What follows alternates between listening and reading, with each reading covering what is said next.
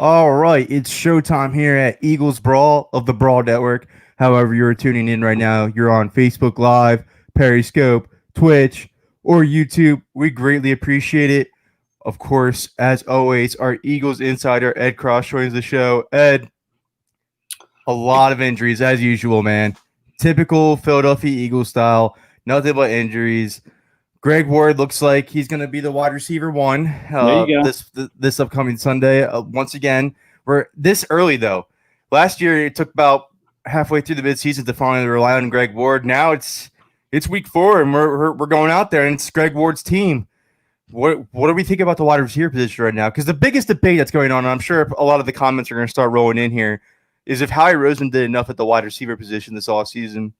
And I see both sides of this argument. Let's just say that both sides can be right. They added Goodwin in the draft. They took a while to add wide receivers. They missed out on Hopkins. They missed out on Diggs. Again, they were in no position to take on large contracts, as you know, and as I know. I think that's mostly why they avoided those guys. And then plus the compensation it took to get them. You probably don't get Slay then either if you get one of those guys. But then the Eagles wait till the draft to finally start adding to the wide receiver corps to get that Marquise Goodwin in the trade from the 49ers to go ahead and get Rager, John Hightower, and then get Quez Watkins in the building as well. They added to the wide receiver position, but I think people think they didn't do enough. I think there's a debate there for sure because, again, like I just stated, the Eagles waited that deep into the offseason to really start touching the wide receivers corps. I'm wondering what your thoughts on that. What do you think that Howie Roseman did enough to the wide receivers corps this offseason? Does he get, or does he doesn't deserve a pass? Well, I mean, hindsight's 2020. Clearly, I thought they did enough at, given their limitations in the salary cap. They couldn't go out and get Diggs, like you said, or Hopkins. I mean, they were just probably a little too pricey for them, and then that would have impacted other parts of the payroll. I mean, I guess you could say. And there were people that thought this, and I was one of them, that they would probably go 1, 2, and maybe 3 at the receiver position in the draft because it was so deep. And, they didn't do that. They took a couple guys late that you could argue, like John Hightower may have gone in the 3rd round, but because of the depth of this draft at that position, he lasted until the 5th round. But, yeah, I mean, hindsight's 2020. At the time, I thought, okay, they drafted 3 guys. You could say, well, one was a 5th and one was a 6th, but maybe they would have been a 3rd, 4th, or 5th had the draft been not so deep. And then Marcus Goodwin, they traded for him. I know he's been banged up, but hasn't been able to stay healthy, like Deshaun Jackson, who now is injured again. Goodwin's the same way. But I thought those 4 guys, I mean, they brought 4 guys in. You would think that would be enough. You could argue the quality of those players, but now here we are a month into the season and it doesn't look like enough. So things have really changed. Yeah, I mean, and Dakota brought it up a good point right here. The drafting, I don't think they can't draft the wide receiver position to save their lives anyways. I think Jalen Rager is going to be a fine player. I truly believe that. I was very high on him coming out. I think the Eagles got it right with him. But other than that, I mean, John Hightower looks a way more polished receiver than J.J. Arcega-Whiteside does if you watch the film. Yeah. John Hightower's route running is incredibly crisp. But other than that, I mean, Mac Hollins, Josh Huff, Shelton Gibson, Jordan Matthews, Nelson Aguilar, J.J. Arcega-Whiteside, now they can't draft the wide receiver position well, Ed. I think that's the biggest issue right here, and the biggest disconnect between this front office and this coaching staff is they can't address the wide receiver position to fit what the offense needs, what the personnel needs. I mean, you and I both know you're in that locker room. You hear from players on this team. I think it's clear as day to you. J.J. Arcega-Whiteside does not fit this offense. Does not fit Carson Wentz as a quarterback. Yeah, well, I mean, you say I'm in the locker room. I'm not. Unfortunately, nobody's in the locker room. Well, yeah, but you were there last year. I know, but it's tough when you're not in the locker room because you can't get players one-on-one. You can't get, kind of take the real pulse of the team when you can talk to a player, by himself at his locker. We're on the Zoom calls and, there's 30 people on these calls and everybody's talking to the same player at the same time. So you're not getting anything extra. But yeah, I mean, clearly if you just, and look, I thought Arcega-Whiteside had a good camp. I mean, a lot of people did. And, there's just a disconnect there when he takes the field, how his production is. I mean, to me, it looks like he's doubtful for Sunday night. He got hurt prior to the game against the Bengals somehow. He may have played his last game in Philadelphia. I don't know. I mean, Quez Watkins is, I think, going to be active for this game Sunday night. Eagles have until 4:00 Saturday to activate him from the IR. They have an opening, I believe, with Jalen Reagor spot being available. So, I mean, they could do that. But again, you're right. The Eagles have a hard time identifying receiver talent.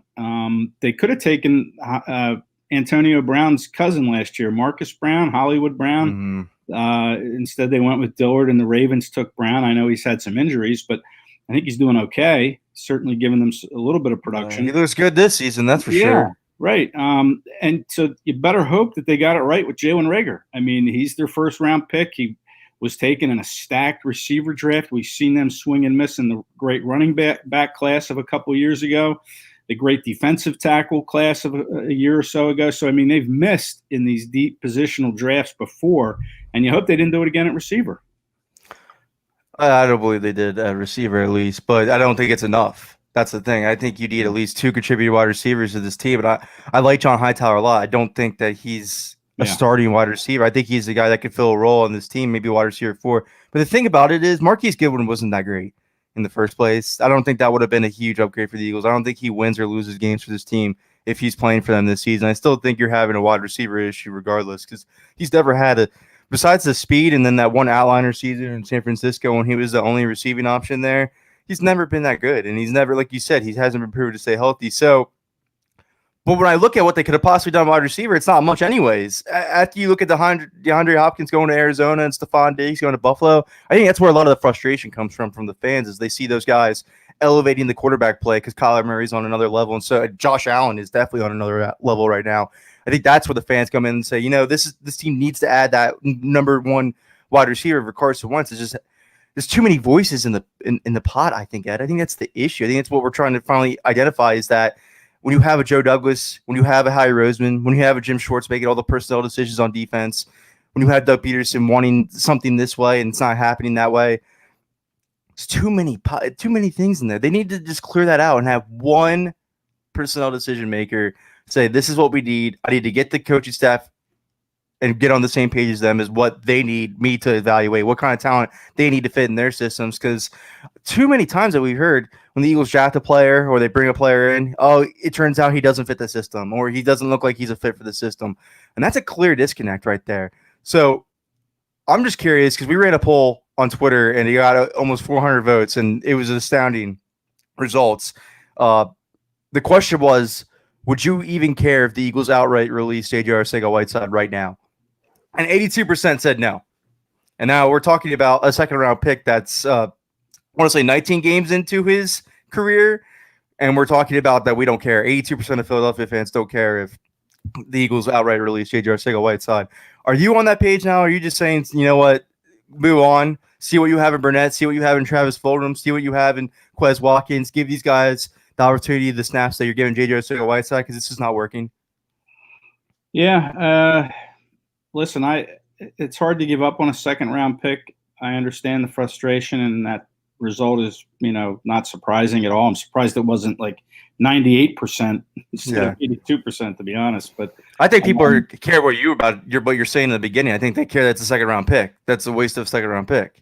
Yeah, and you look at how these bad picks. The Eagles only had 5 picks in each of the drafts in 2018 and 2019. Now they had 10 this past draft, but these bad picks are adding up. That's a second-round pick gone on Arcega-Whiteside.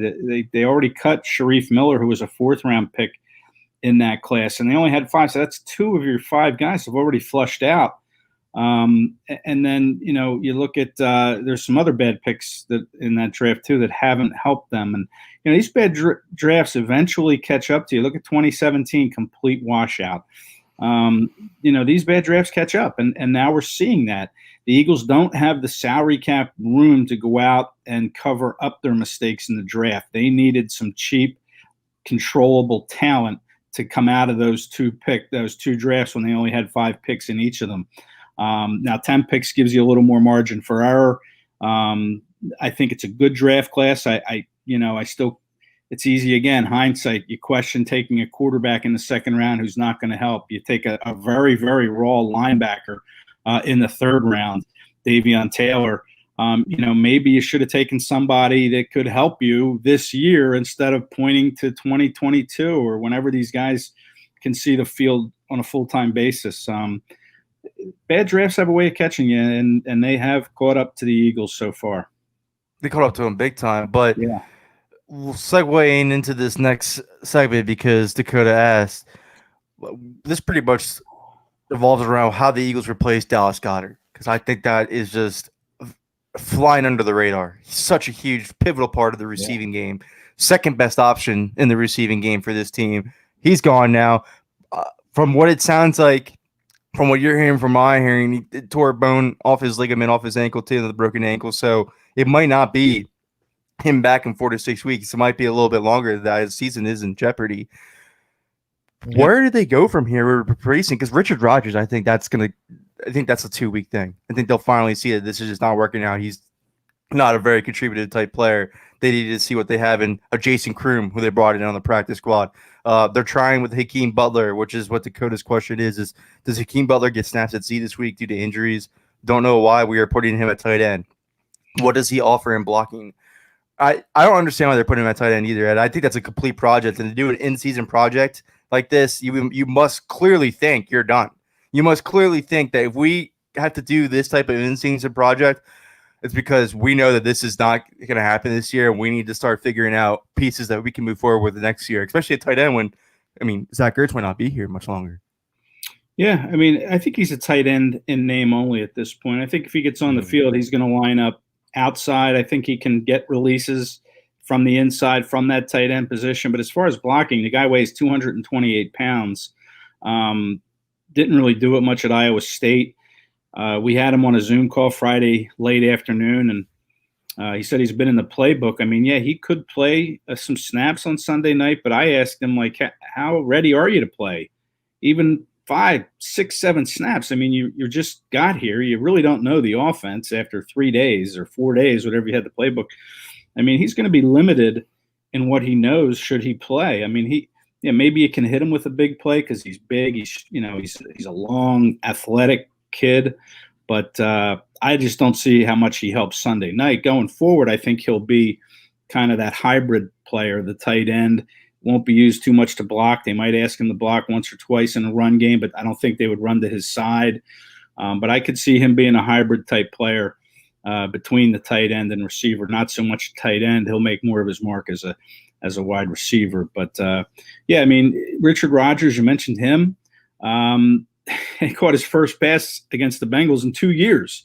He hasn't been a part of a game plan in a long time, and now you're going to line him up with Ertz in your 12 personnel, I would think, because even if you don't use 12 personnel, you look at your receivers. We already talked about they're going to go in with Deontay Burnett, Greg Ward, and John Hightower. That's your 3 receivers in the 11 personnel. Your hands are really tied at this point as to what you can do. So you better hope that Richard Rodgers can give you something here in the short term. And hope that he can develop and find the skill set. He was pretty good in Green Bay for a couple of years. And he's only 28. So you hope that, maybe he can kind of feel his way through this and help the Eagles in the short term until they can figure out, who these receivers are going to be. You hope Deshaun Jackson comes back next week against Pittsburgh. And, you hope Rager can come back when they say early November, maybe before the bye, but probably not until after the bye. And maybe by then Quez Watkins is playing a little bit more role of at wide receiver. So you hope Rodgers is only a short-term guy, can figure it out for these next couple of weeks. Because really, what are your options, Connor? What are they? It's rough, man. Because I don't even think even when Deshaun Jackson comes back, when's the next time he gets hurt? Yeah.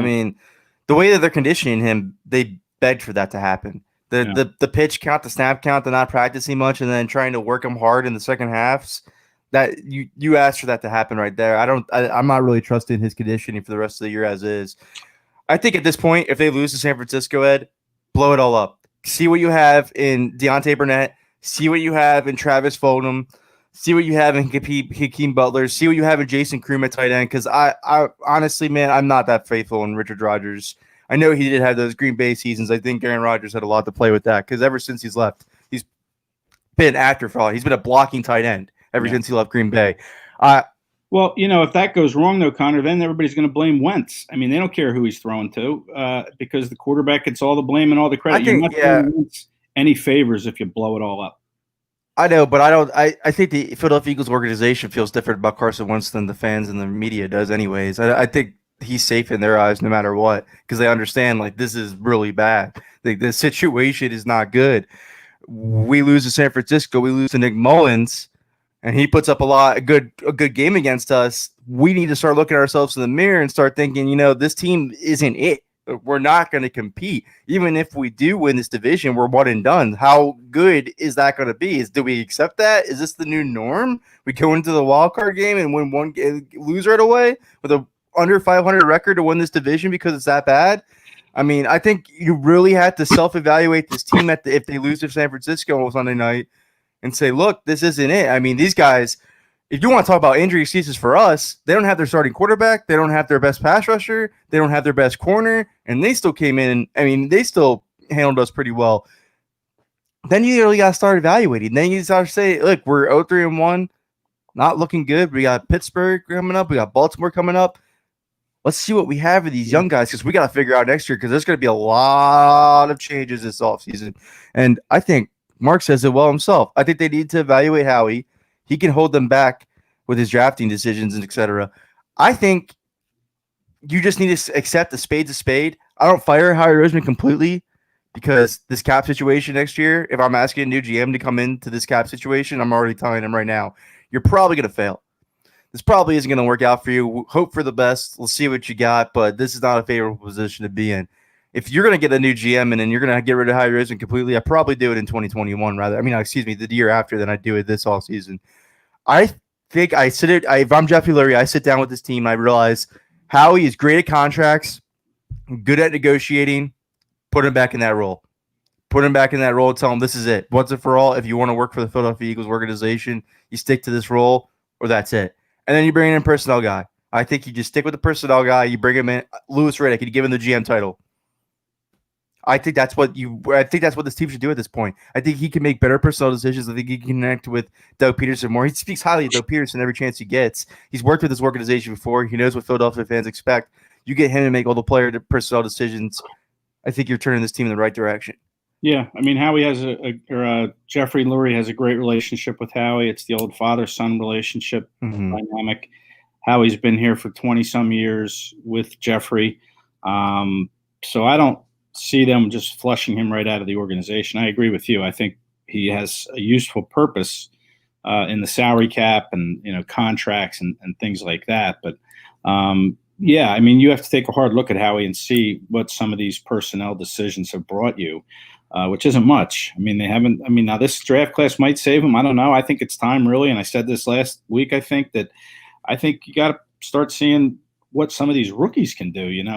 Let's see the linebackers. Let's see Bradley and maybe Taylor and Kevon Wallace and Jack Driscoll. I mean, listen, Jason Peters is questionable for Sunday night at left tackle. If he doesn't play, who's your left tackle? If he plays and can't play all 80 snaps or whatever they're going to play, if he's hobbling in and out, who comes in for him? I mean, is it Driscoll? I mean, he's the rookie, but he played the right tackle spot for Lane Johnson in the opener. Can he play left tackle? Is it Jordan Mailata? I think that they really should. Is it Prince Tega Wanagahu, who's on the practice squad? He took I was at practice during the week, and he took a couple reps at that left tackle spot. To me, you need to look at these rookies, get a better feel on Howie and how this draft class might turn out, because right now we saw what the 2017 class did. Not good. We've seen some releases already in the 2018 and 2019 classes. It's probably time to move on. But will Jeffrey pull the trigger on that and bring in a personnel guy? I don't know. He pulled the trigger on Andy Reid when the two of them were very close, but he did give Reid that extra year after they won their last 4 games in 2011 to finish 8-8. He He did give Howie the extra year too, though. That's why I think I don't know. Are crashing here? I don't know. They gave Howie the extra year 2019 draft because again, Joe Douglas wasn't a part of the 2019 draft. He got picked up by the Jets by then, correct? Yeah, I he was think I'm part wrong of the about that. 17 draft, and then he left after 17 after they won the Super Yeah, Bowl. but I mean the 2019 draft though, that was all Howie, right? Yeah, and his staff that he brought in. Yeah. So and then you're looking at that draft, and besides Miles Sanders, not looking too hot right there either. So that's why I think you gave him that one last chance. I do think that this draft is going to be. I think they're going to get decent contributors for the 2020 draft. Absolutely. I think Rager's going to be the guy that'd be the Z. I think Hightower is going to be a contributor. We'll see what we have in Watkins. Mm-hmm. I don't know. Jalen Hurts' pick is really, like you said, is really coming into play. How it's screwing up the organization right now. But Nick on Twitch says, I think they need to bring in an OC as well. Press Taylor can't have two roles. I mean, I've been saying it for weeks. I think they should bring in an OC now. I think Jay Gruden, when Jacksonville cleans house, would probably be a good guy to help Doug out of his rut with adjustments. Or maybe even a Mike McDaniel with San Francisco this weekend. I think I would look and see how they run the ball this weekend under Mike McDaniel and have an eye on him for offensive coordinator now, because I'm pretty sure that rule where you can't block interviews is gone now, right? That's not a thing anymore. So they can interview him for OC if they wanted to. Yeah, I think that here's the issue with that is you're kind of limiting your OC pool. I mean, what OC is going to want to come in and not really have any play calling responsibility? Yeah, you can kind of work with the game plan, and if you're going to have that come to Jesus meeting with Howie, you're going to have it with Doug too. You're going to have to say, Doug, when we brought you in with 2016, we put the strongest guys around you, and that's when you succeeded your best. And now people have been plucking these trees, plucking these guys from us, and we haven't had the guys to replace them. And look what's happening with you. We need to build you back up like we did in 2016 when you first came in here, and just accept that that's what you need. You're a great head coach. You coach this team well. You're a great players coach. You reach our locker room extremely well.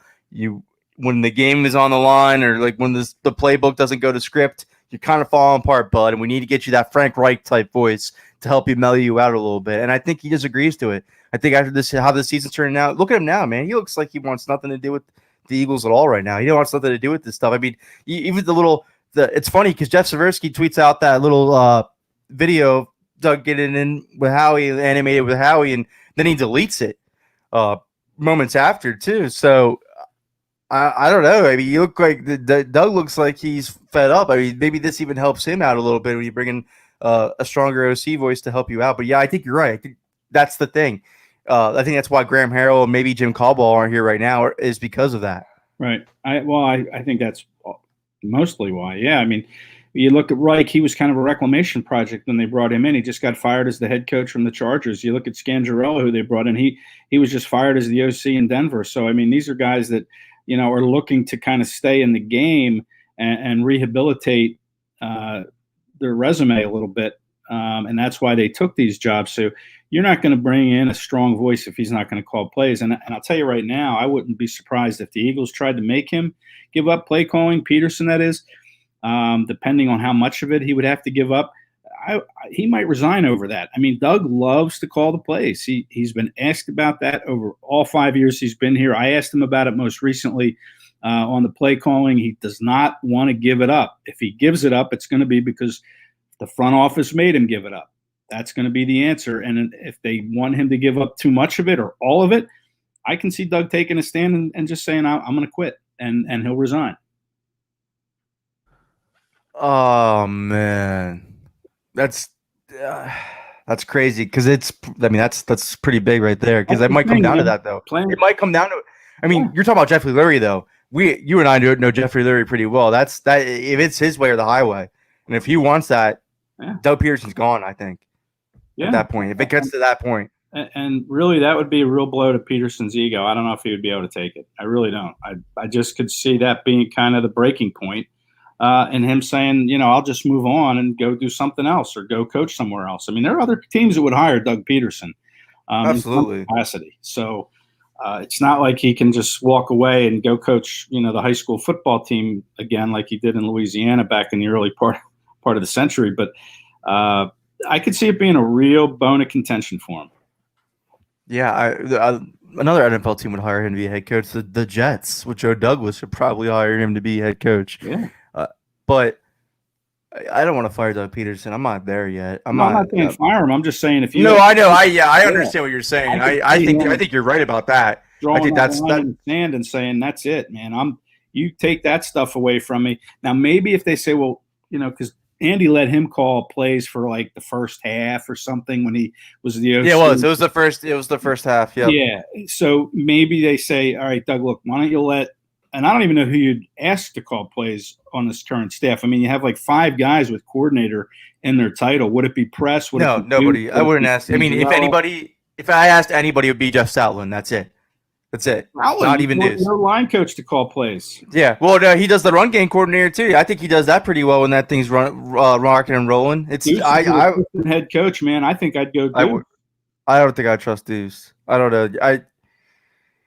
I always question the running back rotation. It seems like every year, even when I always see my question, and then everybody's quick to say, Doug's quick to say it himself. That's Deuce's call. Deuce makes that decision. Yeah. I don't know. I think Jeff Stoutland could call good, but other than that, even if Jeff Stoutland, I wouldn't choose anybody on the staff.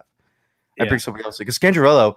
When you mentioned earlier, Denver couldn't wait to push him out the door to get Pat Shurmur, and Pat Shurmur isn't somebody you get really inspired about either. Besides that one outliner season in Minnesota, he's been an awful OC too. So Scangarello looked bad in Denver last year, and the first thing that came out about him was his play designs are great, his play calling's awful, and I'm like, oh well, I mean that kind of matches the head coach in Philadelphia.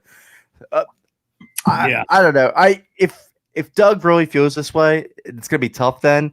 But if you can convince him to mellow it out like you're suggesting right now, which infuriates me because when I went back and evaluated Doug Peterson after when the Eagles hired him in 2016, my biggest thing on him was his run game in the first half of Kansas City with Charkandrish, Wexton, Spencer Ware. I thought he managed that rushing attack extremely well there. Haven't seen it here. Hey, 2017 maybe, but other than that, it's just not. To sit here and say Miles Sanders' reason why we're not running him into the ground right now is because of fatigue. Bring another running back in. I mean, you and I already preached about this, but you clearly don't trust Boston Scott. Excuse me, you clearly don't trust Boston Scott and Corey Clement to carry the run game if Miles Sanders is fatigued because you made Carson Wentz overthrow it even more this past Sunday because of those reasons. Yeah. Like you said, promote Elijah Holyfield. See what you have in him. Get somebody else in here that can help with the carries then because you don't trust Boston Scott and Corey Clement clearly to carry the load if Miles Sanders cannot. You need to add another running back then. I thought that you could trust these guys. I thought they should see what they have in the guys that they have right now. And clearly I'm wrong about that as well. But the Eagles need to wake up on that. They need to lean on the run a little bit more. And I think that's why I've been so laser focused on Mike McDaniel this week is because he can implement those Shanahan zone schemes to get that running game going in Philadelphia, maximize Miles Sanders' full potential. That's why I was thinking that guy to bring in. And then if you could agree with him, because he hasn't been a play caller either, if you can agree with him, hey, Doug Peterson calls the second half, you call the first half, and they come to agreement on that, that's the guy I bring in. Yeah. Yeah, I mean that makes sense. And again, if Doug agrees to it, I mean that makes sense. It's just getting him to agree to it. I mean, you're probably right though. He probably doesn't. I think you're right. Go ahead. Because you asked that question this week, just so everybody knows, and I'm sure everybody remembers anyways that you asked Doug Peterson that question. But you could tell the way he reacted. Not even a thought into that question. He goes, "Yeah, I wouldn't. No." I love it. I love play calling. It's my thing. That's my passion. Quickly answer that question. Quickly dispelled your question or theory whatsoever. So I think you're right. I think if that came down to that, he would tell Larry, I won a Super Bowl. I took Nick Foles out there. I beat Bill Belichick and Tom Brady. I am not relinquishing playing calling. Find somebody else. Yeah. I think you're right about that. I think that's a good theory right there. Even though Nick Foles made the big call of the game when he said, let's go for the Phillies. And the funny thing is Nick Foles is coming out. I mean, there has to be contact. I even brought up Nick Foles. Let's not even go to Nick Foles because I know people really are bummed that he's not in town anymore, and now he's starting for the Bears. Let a great comeback. Not even that. I'm sure you got these transcripts as well, and you saw him yourself. He credited Reich a lot. I know. I know they're playing each other and all that stuff, and he has a good relationship with Frank Reich, but Yeah. That's not the only. I mean, you have a relationship with this guy back here as well. I've heard a lot about Frank Reich since he's left. Heard a lot of good things about Frank Reich, and you yourself said it on the show. He really helped Doug Peterson game plan. He was at his house every night, the game before the game, getting everything together. Doug hasn't had that since. Well, we can blame Josh McDaniel for that. He was the one that was supposed to take that Colts job, changed his mind, and then they reached out to Frank Reich after the Super Bowl, and 3 days later he's gone. So blame Josh McDaniel. Otherwise, maybe Frank's still here. Indianapolis did the You got to move on from that. I mean, there's no question. You got to get past that. I mean, getting back to the run game, I've written about that this week. This insistence on making Miles Sanders the bell cow here. I know you might not have anybody else, but I don't think it's just. And I asked this question too of Deuce yesterday and Doug: is it sustainable to keep handing him the ball 75 to 80% of the playing him all these snaps? I mean, it's not. He already had a hamstring issue to start the year. He has a glute issue that kept him on the side. I mean, how much longer until he's just completely wrecked with injury and he can't carry the ball at all? I mean, you have to find help for him. There's 13 games to go. I mean, if you keep playing him 75, 80% of snaps, he's not going to make it until December. I'll tell you that. They think he will, though. They seem to think he will. I don't know. I don't know why the early results aren't showing you that. So I did think that, though, going into the season. Now I'm kind of with you on this. It's just not happening. He keeps getting hurt. And then the fatigue thing, because Doug has a point with saying that. I know a lot of people are bashing him, but he does have a point for saying that, because a lot during that Cincinnati game, you saw Miles Sanders with his hands on his knees, breathing heavily, with his gasping for air. So I do think there is. I mean, you don't train in training camp. You don't have a real offseason. It's going to show for that type of position, especially your running back this year so far. In that game in particular, there was a lot of snaps because of the overtime. They played 91 offensive snaps. I mean, that's a lot of snaps. Usually closer to 70, 75. But, that overtime really drove the snap count up. But even Doug admitted when they went away from the run that it was because Miles was fatigued, and that's why they didn't run the ball to start the second quarter. They dropped back 6 or 7 straight times. That could have cost them the game. I mean, you run the ball a little bit more, you shorten the clock. I mean, listen, if that's the reason you're not running the ball because your running back is fatigued, then let's get another running back in there. I'll see what you have in Elijah Holyfield, because I'm always, like we say it multiple times, fresh legs. Go with the fresh legs. See what you have with the fresh legs. Elijah Holyfield has not got that much NFL playing time at all. I would go ahead and see what he has, what he can offer. I know Michael Warren's gone. A.K. Killens is not ready to make a contribution to this team this year. I would see what you have in Elijah Holyfield, because Jason Huntley is a receiving back. I wouldn't even this team could use a bruising back like Blunt. We've missed that since 2017. That's why I give Elijah Holyfield. Give him the chance, Dakota. Dakota writes, this team could use a bruising back like Blunt. We've missed that since 2017. You go ahead and try to see what you have in Elijah Holyfield then. I think that's what and then he says, we had Howard, but of course he's hurt. And of course they weren't going to pay what Miami paid for Jordan Howard. Jordan Howard's not doing anything in Miami. You wonder if he's a goal line back. Yeah, I mean, he scored 3 touchdowns. He's that guy on the goal line down inside the 5 that you can give it to, and he can create some space. But, he's not being used. Miami signed him. I mean, do you call and say, hey, we'll give you a conditional pick for him and try to get him back? The money that they gave him was too much. The money is probably I would think would be the holdup there. But I'm not even going to trade candidates, because I just don't think this team should give away assets right now. I think they should see what they have in Elijah Holyfield. Right. Just promote them off the practice squad. You can get contributions off practice squad running backs. You just have to give them the chance. Agreed. But let's move on, because corner, Vontae Maddox is probably going to be out for 1 to 2 weeks. Trevor Williams is already out, which the guy barely has played football, and he's already hurt. I think you give up on that right away. They brought back the Michael Jarrett guy. I'm going to mess up his name. I'm not even going to try it. Jack Wood or whatever it is. For the practice squad, maybe that's the guy that they promote. What about Jalen Mills? You and I talked about it multiple times, dating back to episode 3 of Eagles Brawl when we had you on. You've mentioned that you could see Jalen Mills play outside corner this year. It looks like it may happen, Ed. Even James Schwartz brought it up during his presser. You think that's the move that they should do? We see more Jalen Mills at outside corner this week, and then Will Parks. I mean, I guess we're not going to see him this week. No. No. They haven't, Okay, they haven't activated him from the IR yet. So that's rough. So you play Jalen Mills at corner.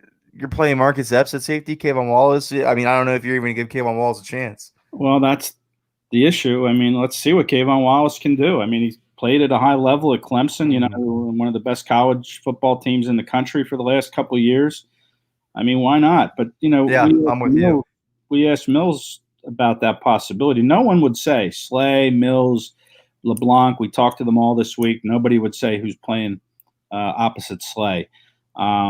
Mills seemed to indicate that the coaches like him at safety, and he seemed that he would be surprised if they asked him to move back to corner. I don't think you go there yet. I mean, but you look at who they're going to line up opposite Slay, and who's it going to be? Are they going to put LeBlanc on the outside and play NRC and Nickel Roby-Coleman primarily in the slot, or do they kind of rotate them in and out between the outside and the slot? And then you hope they stay healthy. You know, if you have an in-game injury, who's going to be your guy? I mean, I know Graylin Arnold, you know, he could be a possibility to line up there again, another rookie, an undrafted rookie at that. But this is what they're reduced to. This is what they have to go with. I don't think they'll activate Michael Jacquet from the practice squad. Maybe they would, but I'm not sure of that. I just think that they're going to have to roll with LeBlanc and Nickel Roby-Coleman. Maybe flip-flop them from the outside to the corner, and then hope you get Maddox back next week or the week after, and LeBlanc and NRC are doing the job. I mean, they're really not a lot of options. And like you said, maybe when Parks comes back, a guy you can trust to play safety, maybe you would move Mills there, but I don't think they're going to do that yet. I don't think they trust Epps. I'm not sure how they feel about Wallace, the rookies. Yeah. They don't really seem to give a lot of opportunity to be honest with you, early. So I'm not sure. I would throw Wallace in there and see what he can do. Why not? I mean, you're 0-2-1. It's time to pull out all the stops. It's time to find a way to win a game. And if that means taking chances with guys, then do it. This is the week where you could probably get away with playing LeBlanc and Nickel Roby-Coleman. Not saying that these are your great options anyways, because Deebo Samuel's back from injury and Brandon Ayuk is doing all these end arounds and rushing the ball and short yardage, the Kyle Shanahan type short passing game stuff. They don't have the size of wide receivers, is what I'm saying. So this is probably the week that you could probably match up these small guys against these guys and just say, this is what we got. This is what we got. So I do expect LeBlanc to line up outside and Nickel Roby-Coleman to play a lot of more nickel, and then vice versa, move them around. I'm just curious. I think this is the week where you can finally say, you know what, we can line up Jalen Mills at safety. Yes. We can put him in some snaps at corner too as well. And then we can get Kayvon Wallace on the field and get him some NFL experience finally underway, because look, we got George Kittle this week and Nate Gary's going to be spun around like a candle. I see what you have in Kayvon Wallace this week. I know this isn't a good matchup against George Kittle or anything like that for him as well, but with the running game, the outside zone schemes, I want to see what my tackling safety and Kayvon Wallace can do, because again, this guy was one of the best tacklers in college football last year. I thought, personally, he was your most NFL-ready prospect, and you pretty much hit on the reason why. Clemson is an NFL factory of talent right now. They're pushing out NFL talent at an exceeding level. So I think he played for an NFL pedigree-type program. I thought he was your most NFL-ready player on this team. Go ahead, throw him out there. See what he can do. This team can't tackle for crap as is. See what one of your best tackling talented players can do in Kayvon Wallace at this point. Put him at the box safety. See what extra linebacker. Put in the dime package. Don't put Marcus Epps out there. Put Kayvon Wallace out there. See what he can do.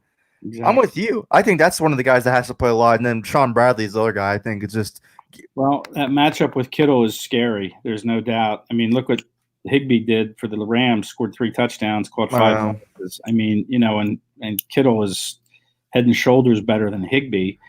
And Nick Mullins is going to be the type of guy that doesn't want to air it out that much. He's going to take the safe dump offs. And Kittle's great with the dump offs. Bradley showed no fear in camp. I mean, he hit people. He didn't care. He played at Temple. You know, Temple tough. Whatever they say about Temple. I mean, I don't think the moment would be too big for him. I don't think that he would have stars in his eyes with George Kittle trying to guard him. If Gary's struggling early, or if you don't have a scheme to stop Kittle, then make the in-game change. They're hesitant to do it. They don't play. Jim does not like to play rookies. He loves Jalen Mills. I mean, to me, it's like I said, you have to pull out every single trick in your book or every matchup that you can think of to try to win this game. This is as must win of a game as it gets. Yeah, like Dakota's even saying himself he thinks Kittle's going to have a record-breaking game against against Nate Gary, and I don't disagree because the guy cannot play. He's given up every time he's been targeted so far in coverage. He's given up a reception. Yeah, I mean, teams are picking on him at will. Yeah, I don't blame him either. It's just, way they're going to have to bracket him somehow. They're going to have to put Mills on him and Gary. I mean, they're just going to have to be creative with how they approach the scheme to cover him. And when he catches the ball, you make sure he doesn't get the yards after catch. You bring him down right on the spot because they are, like you said, probably going to throw the ball. That Mullins is going to take the short stuff, and that means Kittle. And you hope that he doesn't turn, a 5 or 6 yard catch into a 22-yard gain. So you got to not holding my breath, buddy. I'm not holding my breath with that one. I know it's way easier said than done with this team because they cannot tackle. I think that's been the biggest glaring issue. When you're talking about missing Malcolm Jenkins as a leader, I completely understand that. But the one thing that they're actually missing from Malcolm Jenkins that nobody on this team has stepped up in this aspect at all is tackling. This team cannot tackle outside of Malcolm Jenkins because Malcolm Jenkins was a consistent 100-plus type tackler player. This team does not have a tackler on this team. Rodney McLeod misses a ton of tackles. Nate Gary misses a ton of tackles. This issue with the tackling has been glaring with this team for years, and they got rid of their best tackling asset this offseason. The whole linebacker group. I mean, they've really let a lot of important pieces go there, and Hicks and Nigel and Camus. I mean, those guys played a lot. Now you look at their linebacker; they're all guys on rookie contracts. There's no real experience in that middle. I mean, the tackling hasn't been the best in the last 2 games. Although Schwartz said he liked how they tackled against Washington, but to me, it's just that linebacking core is so inexperienced that for them to think that they could win games with a soft middle like that is beyond me. Even the thing is, if you bench Nate Gary, I don't think they bench Nate Gary anyways. To be honest with you, it's unfortunate. I think they literally think that he's the only person on this team that could play 3-down linebacker. I think that's what they think. I think if you put Sean Bradley and you probably replace him with Duke Riley is what they would probably do. I would assume. Duke Riley's snaps have been decreased every single week. I mean, because he's awful and he's not good either. He's not good. I mean. And you have Edwards, who, he's not a great cover guy. I mean, again, I know I keep preaching Bradley, and maybe he's not the answer, but let's see. Let's see what he's got. Let's see what he can do. To me, he looked, unafraid of the moment in training camp. He's going to be better. He's going to be better than what they have right now. And even if it's not that great, it's still going to be better than what they have right now. Well, then you grow him. You give him. I mean, right out of the gate, he's not going to be Dick Butkus. He may never be Dick Butkus, but I mean, you grow the guy into his role. Sure, there's going to be growing pains. He's not going to be the answer in one game, but you give him the opportunity and you start to grow his snaps and you grow his role and you grow his confidence until he can be a very productive player for you. Yeah, asking this team to develop young players is becoming quite a challenge for Philadelphia Eagles nowadays, Ed. Mm-hmm. That's the thing. It's right. We haven't seen them really develop a linebacker either. Jordan Hicks was established from the Chip Kelly era. Nigel Bradham was an established veteran when he came in here. None of these they have a horrible time developing young talent at the corner, linebacker, and wide receiver position as of late. But even LJ Fort, I mean, where was the misevaluation on him? To let him go. Well, it's Jim Schwartz. I don't think Jim Schwartz knows how to evaluate the linebacker position. I think he was. I'm going to tell you right now. Even with Buffalo, he didn't have the greatest. It was Brad and Preston Brown. Like that's not like those guys aren't world breakers either. I think he was shadowed by having a guy like Keith Bullock in Tennessee, who is a Hall of Fame caliber linebacker. I think he was always been shadowed by that type of caliber linebacker. He's never really had to worry about the position or focus on the position as defensive coordinator, and it shows. I mean, DeAndre Levy in Detroit was an anomaly, I think, for him because DeAndre Levy was one of the guys he actually developed to become a great player. But again, that's another guy who even flourished when Jim Schwartz left under Terrell Austin as well. So I don't know if this guy can actually develop linebackers on this team. I don't think he has a good feel for the position whatsoever because I just remember going back to hearing that this front office was all in on Jamie Collins in 2019 offseason. That's the guy that they were targeting. And then Jim Schwartz says, no, we want Zach Brown. This is the guy that we should bring in is Zach Brown. And look how long that lasted. I think Jim Schwartz is the disconnect and the problem there at the linebacking position. Yeah, and you have to look at the position coach, Ken Flajole. I mean, what's he doing? I mean, it's really his responsibility to develop these linebackers. It's his job. I mean, he's the position coach. So, Schwartz is the overseer of the whole defense. And, yeah, his input counts as far as personnel goes. But Ken Flajole has had these guys, and he hasn't done much. And I like Ken. He's a good guy, a good coach. He seems like a good teacher. But there's something missing there because they're not developing. And hopefully Bradley and Taylor, they really need to develop Taylor. So hopefully they get it right. It's weird because Ken Flajole, and if Corey Edlin doesn't get that DC job in Detroit, he's probably still here in Philadelphia. They give these guys the longest leashes, Ken Flajole and Corey Edlin, whereas the defensive line coach changes every year, and then the wide receiver coach seems to change every year. I don't understand why the expectations are different for those guys. Yeah. When you go to DBs with corners who have never been good, and Corey Edlin gets he survived the Chip Kelly firing, and then you go to linebacking. Ken Flajole's been here ever since Doug Peterson started and Jim Schwartz started, and then defensive line's been Chris Wilson, it's been Philip Daniels, now it's Matt Burke. Wide receiver coach, we could go on. So many wide receiver coaches there. I don't know what is with the scapegoats that this team chooses to pick is weird because the funny thing is we all killed and hated Mike Groh and pushed him out of town as fast as we could, but Indianapolis and Frank Reich didn't wait 2 seconds to bring him in as OC there. And I don't think he brought him in as OC. He brought him as a wide receiver coach, but he didn't waste any time to bring him in. I don't know. It's weird. The people that they choose to blame seem to be the wrong people each time because, again, the constants are always remain. The linebacker struggle, Ken Flajole stays. The defense struggles, Jim Schwartz stays. I don't know, man. Yeah, it's DB weird. Struggle and Corey Edlin would have stayed. Yeah, because you agree with me. If Detroit doesn't offer him the DC job, he's still the DB coach here. It's probably not Mark Emanuel. Yeah, so, and yet Philip Daniels, the D-line coach, the D-line played pretty well last year. I mean, yet he's gone, and Jim Schwartz's buddy Matt Burke takes over. So I don't know, questionable moves, no doubt. Were you in the Matt? Did you happen to be at the Matt Burke press conference? Yeah, I was. What do you think? What do I think? I mean, I think he's still getting a feel for his guys. I mean, he talked up everybody. I mean, look, they had 8 sacks as a team last week. That's pretty good. Cincinnati O-line. I mean, I know. O-line.